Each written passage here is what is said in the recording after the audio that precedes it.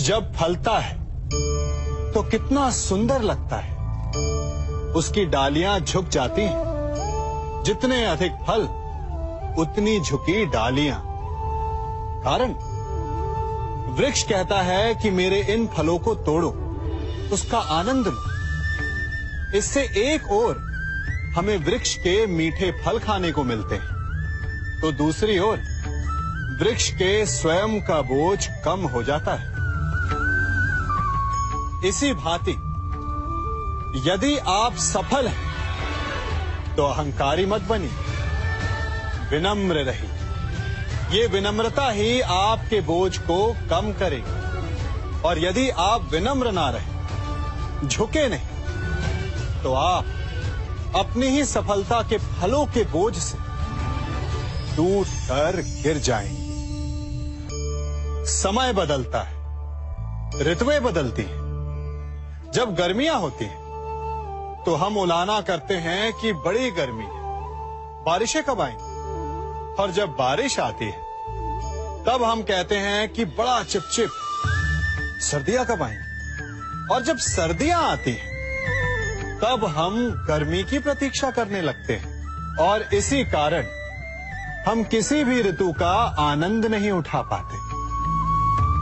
कल क्या होगा इसके विषय में सोचकर अपना समय व्यर्थ करना बंद कीजिए। ऋतुओं पर आपका कोई वश नहीं, परंतु आज के, अभी के इस पल पर, इस क्षण पर आपका वश तो है। उसे जीना सीखिए, उसका आनंद उठाना सीखिए। सबके मन का सबसे बड़ा भय क्या है? सबसे बड़ा लालच क्या है? सबसे बड़ी चिंता क्या है? तनिक विचारिए। सबके मन का सबसे बड़ा भय, सबसे बड़ी चिंता है मृत्यु। सभी सोचते हैं, सभी भय खाते हैं कि कहीं मृत्यु ना आ जाए। सभी लालच करते हैं कि कुछ दिन और जीने को मिल जाए। सभी आशा करते हैं कि वे कभी ना मरे। और इसी मृत्यु के भय के कारण ही आप उस जीवन की उपेक्षा कर देते हैं जिसे आप जी रहे हैं। क्या कभी आपने सोचा कि आप मृत्यु से भयभीत क्यों होते हैं? क्योंकि आप जीवन में वो कर नहीं पाए जो आप करना चाहते हैं।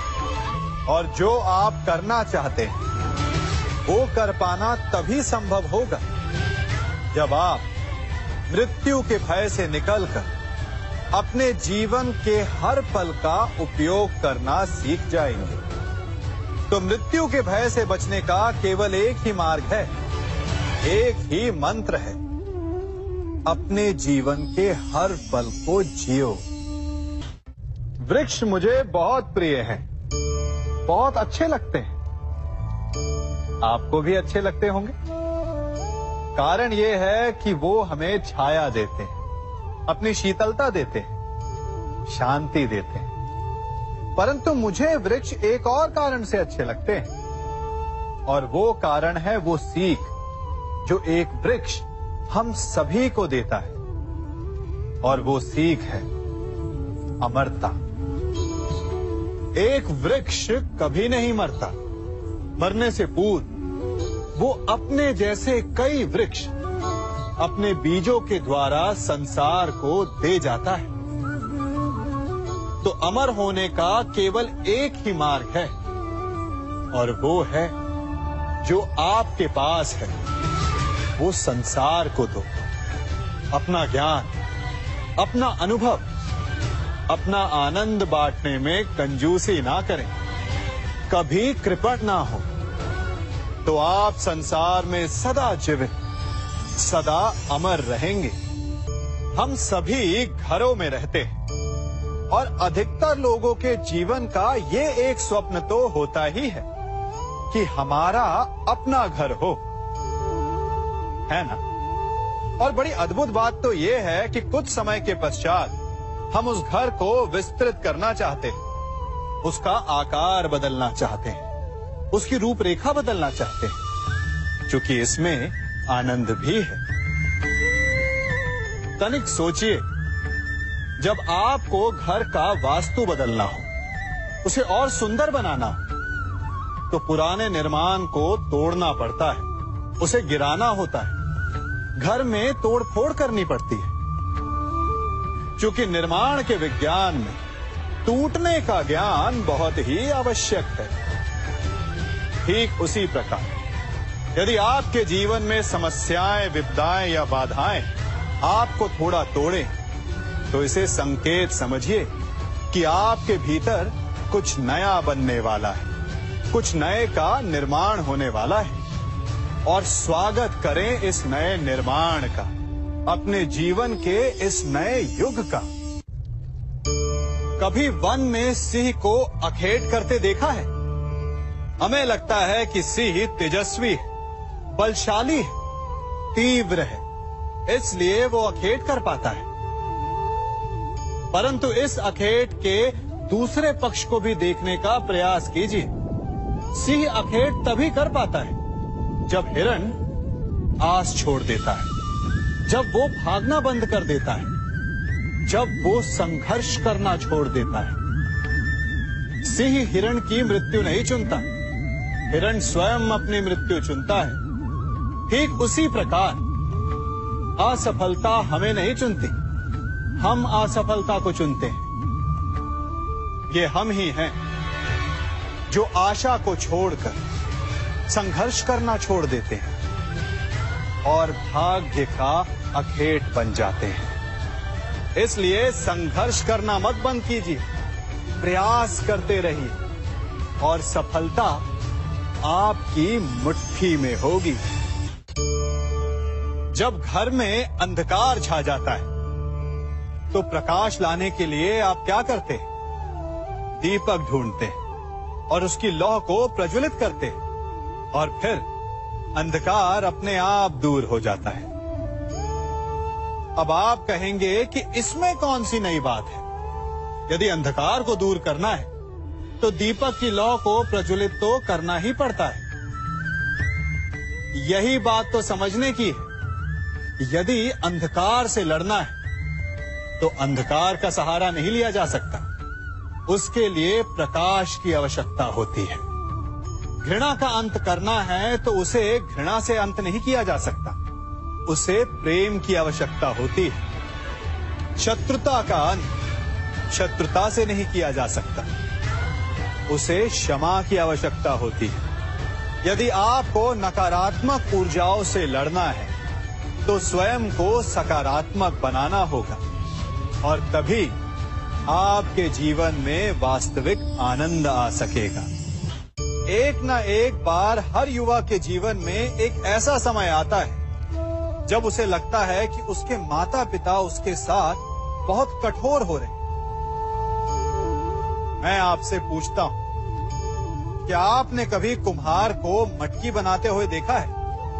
वो गीली माटी से मटके को चाक पर आकार देता है, और वास्तविक आकार वो मटकी को तब देता है जब वो लकड़ी के संभल से मटके को बाहर से पीटता है।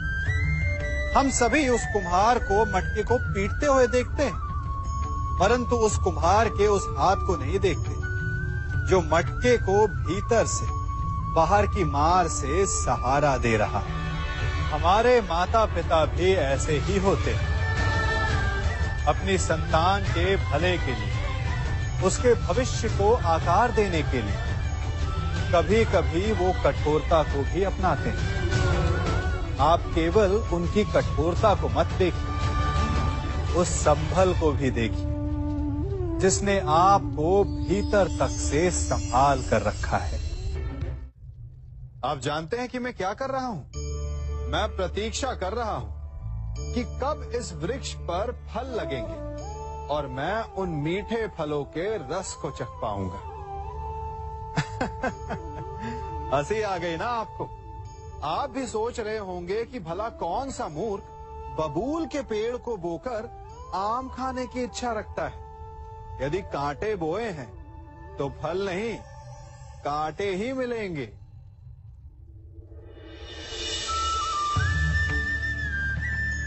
देखा, रक्त बह गया। ठीक ऐसा ही हमारे कर्मों के साथ होता है। हमारे बुरे कर्मों का फल कभी शुभ नहीं हो सकता। जो हाथ अस्मिता लूटने को आगे बढ़े, उन हाथों को कटना होगा।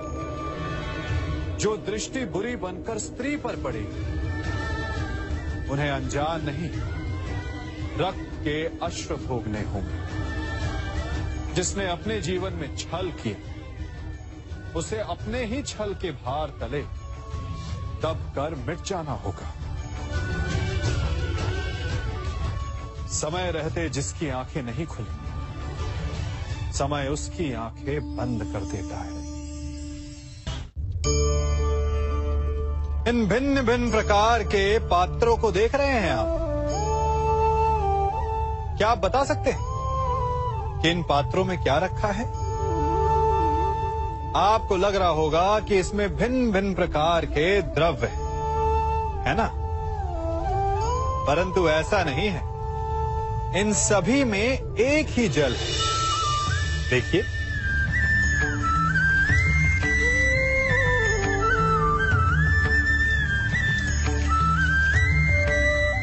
परंतु ये भिन्न भिन्न लगते हैं, क्योंकि जिसमें ये जल रखा है उसके रंग को परिभाषित करता है। अब यूं समझिए कि इस पात्र में रखा जल हम हैं, और ये पात्र वो संगति है जिसमें हम रहते हैं। हमारी संगति के गुण धर्म हमें, हमारे व्यक्तित्व को, हमारे संप्रेषण को बहुत प्रभावित करते हैं। इसलिए अपनी संगति पर जिनके साथ रह रहे हैं उन्हें चुनने में सावधानी बरतें, क्योंकि जल को अपना पात्र चुनने का अधिकार नहीं है, किंतु हमें अपनी संगति चुनने का अधिकार अवश्य है। हम सभी के जीवन के लिए मित्रता बड़ी महत्वपूर्ण है। हम सभी अपने जीवन में अपने अपने मित्र चुनते हैं। मित्र वो होता है जिसके साथ रहने में, जिसके साथ समय बिताने में आनंद मिले। किंतु क्या मित्रता का अर्थ केवल इतना ही है? मित्रता होनी चाहिए जल और दूध की भांति।